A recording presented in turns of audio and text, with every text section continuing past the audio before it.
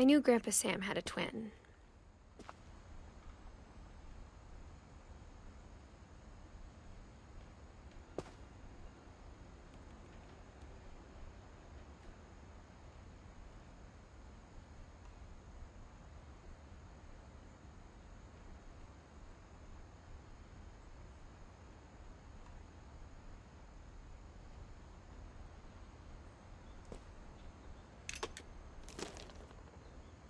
And that he never talked about him.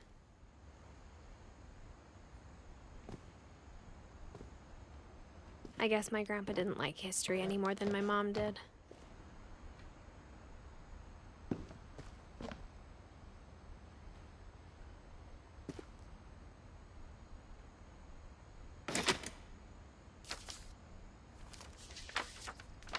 How I Want to Remember My Brother by Sam Finch. The thing I remember is that when he made up his mind, that was it.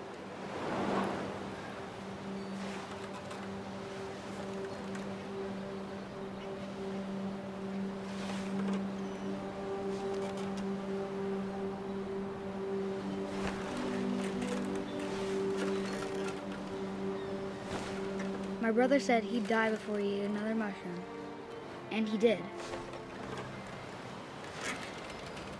At Barbara's funeral, we swore we'd never be afraid again, and he wasn't.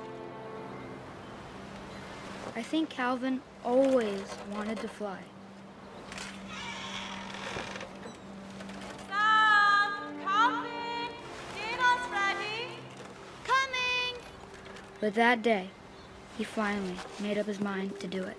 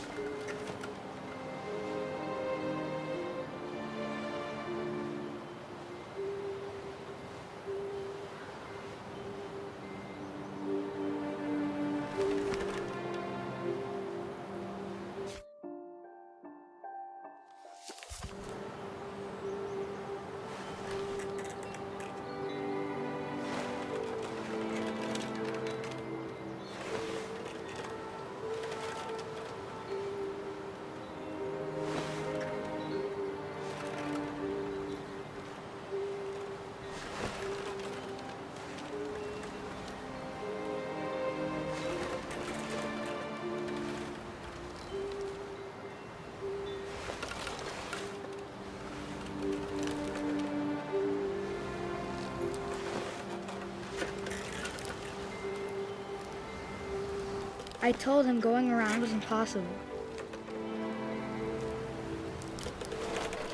Maybe if I hadn't said that. Calvin, I'm not gonna tell you again. Maybe if the wind hadn't picked up.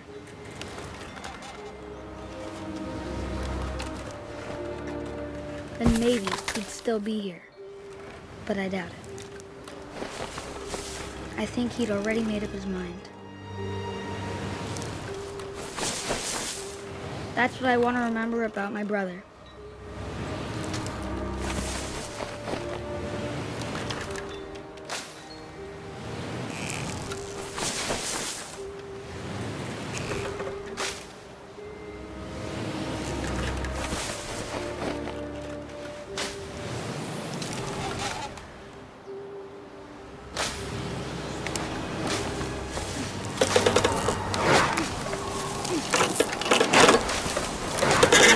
day he made up his mind to fly.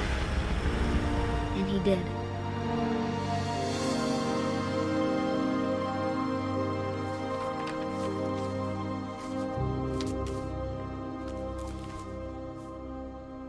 Calvin's story felt strangely familiar.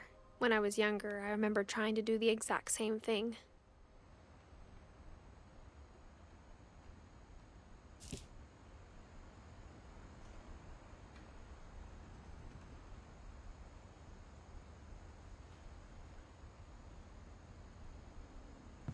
After the funeral, Edie roped off Calvin's half of the room.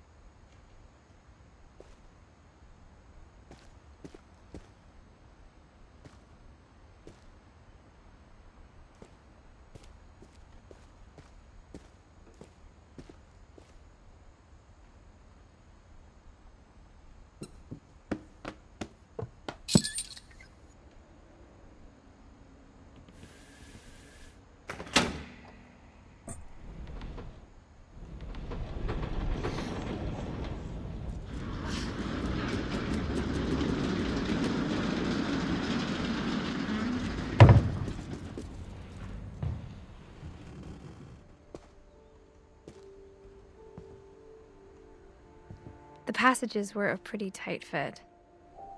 They'd obviously been built for smaller hands and bellies.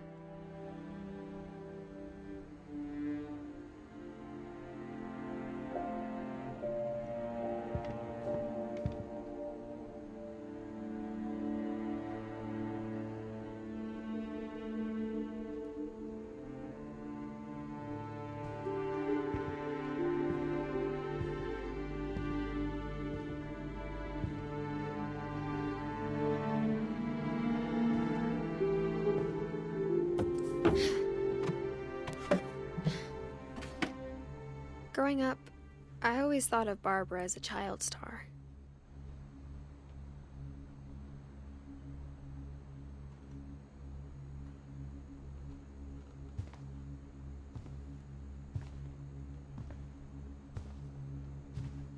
I never thought about how hard it must have been for her afterwards.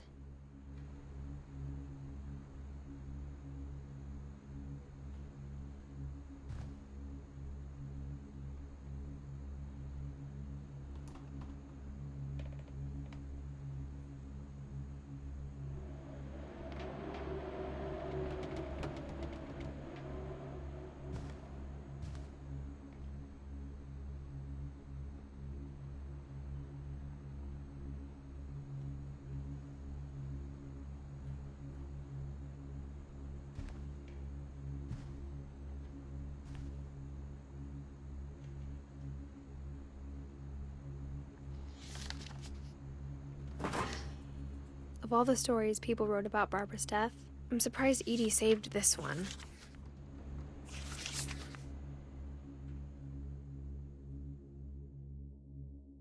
Old Jack here with another ghastly tale inspired by America's most unfortunate family. I'm calling it The Surprise Ending of Barbara Finch. As a child star, Barbara was famous for her scream. Now at 16, she was all washed up. A has-been.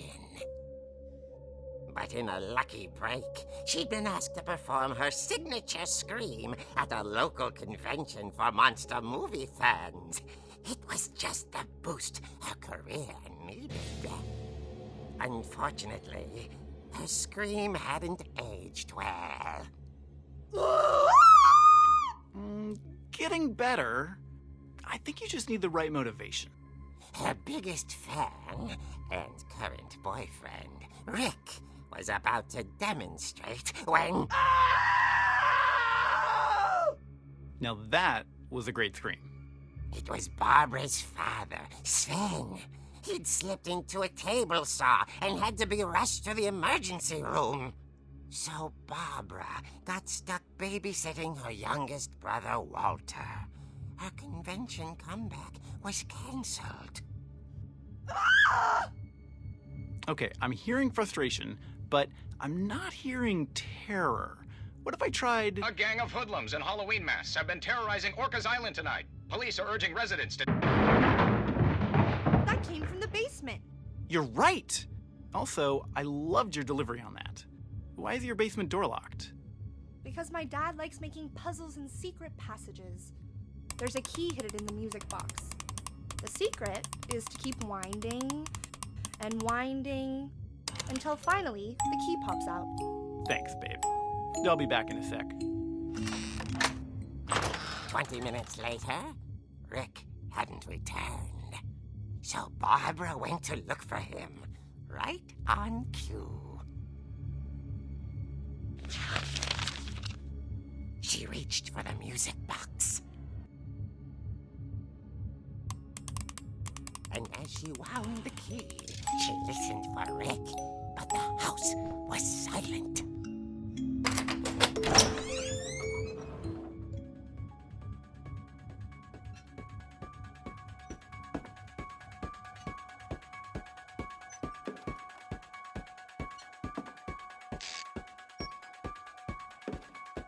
She found Rick's crutch and imagined the worst.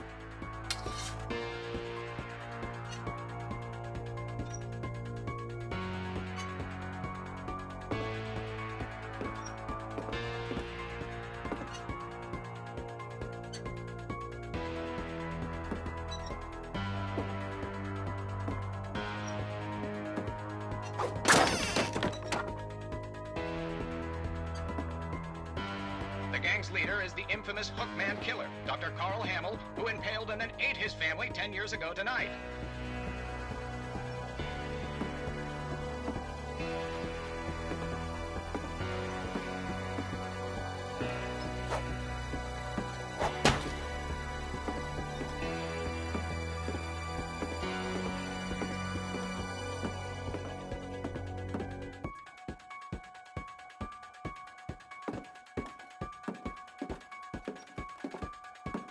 The old fridge rattled and grew still. Oh dear!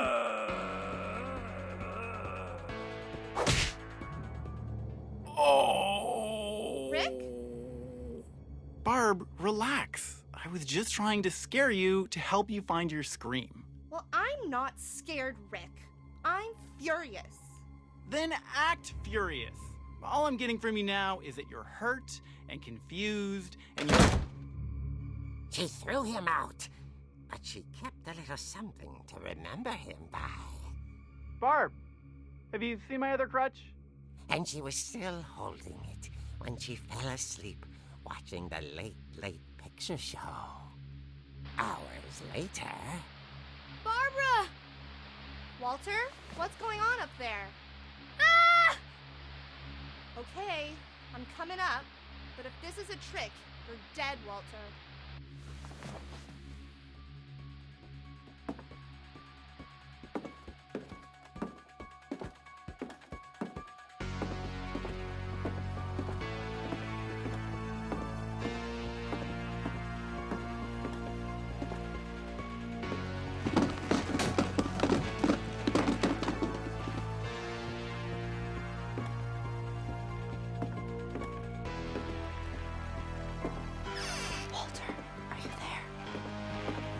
Walter had vanished, but his bedside radio was still on. Orcas Island police describe the man as 6 feet tall, with a steel hook for a hand. Residents are urged to lock all doors and windows and notify the police of any suspicious activity. Barbara turned, saw the hook man, and was speechless. He was quite smashing. And whoever he was, he couldn't get enough of Barbara. Okay, Barbara, there's gotta be another way out of here.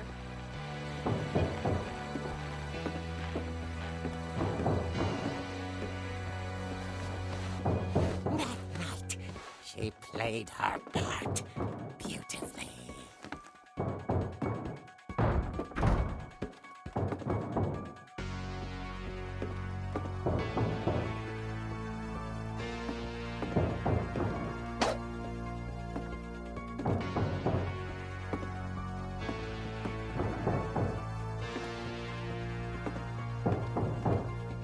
She thought about abandoning Walter, but just couldn't do it.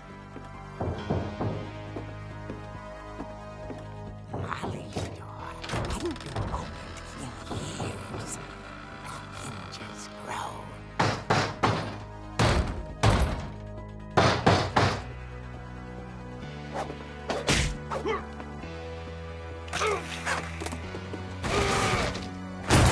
He wasn't moving. But she sensed the story might not be over yet.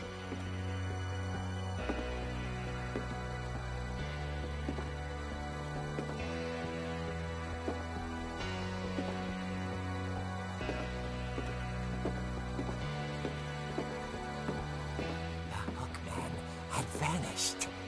She listened for his breathing, but all she heard was...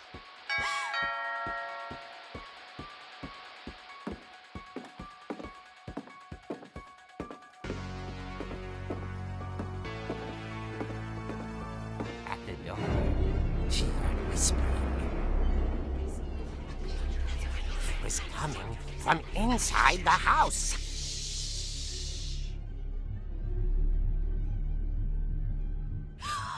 Oh dear.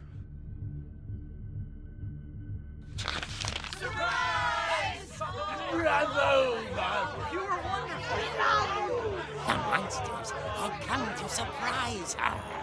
For Barbara, it was a dream come true.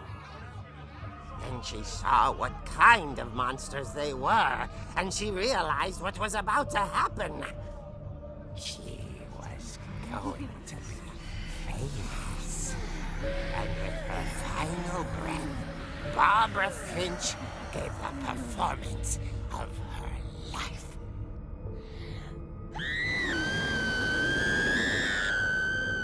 I wasn't there myself, but I hear Barbara was magnificent. Poor girl. She had a taste for stardom. But unfortunately, so did her fans. Of course, the police blamed it all on poor Rick, who disappeared the same night. And little Walter? Hiding under his bed the whole time. He took it all pretty hard, but that's another story. As for Barbara, tucked inside the music box is all they ever found of her. Her ear. Now that's what I call a real eerie tale.